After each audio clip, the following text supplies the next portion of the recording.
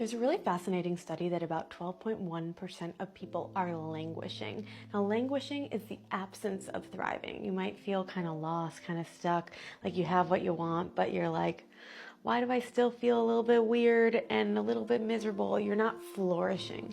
And as someone who has been in corporate and super miserable and also is going after my dreams and traveling all over the world, I've felt languishing at both points in my life.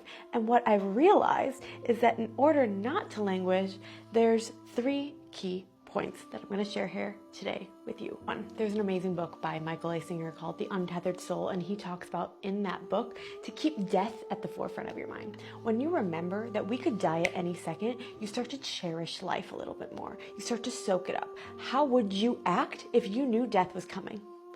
Well, it is coming, but how would you act if it's coming right away? Would you soak up the moments? Would you hug people a little tighter? Would you tell people you love them? Obviously, we can't just be doing that every second of every day, but you start to take in the little things.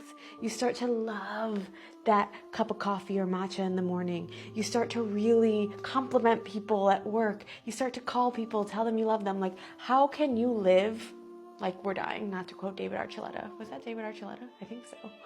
Right? David Cook? 2. Whether you're making $1 million or you're making literally $1, how can you be so grateful for everything that you have? Because we can always see the grass is greener. Oh, we're making $1 million, but that person's making $5 million.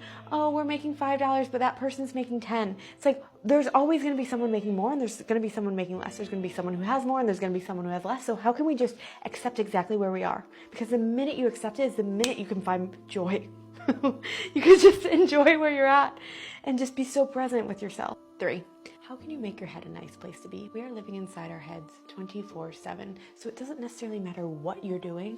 It matters what you're thinking. How are you up here? Are you constantly criticizing yourself? Because if you're in a corporate job or if you're not in a corporate job or you're doing something you love, like if you're constantly criticizing yourself up here, it's not going to be fun either way.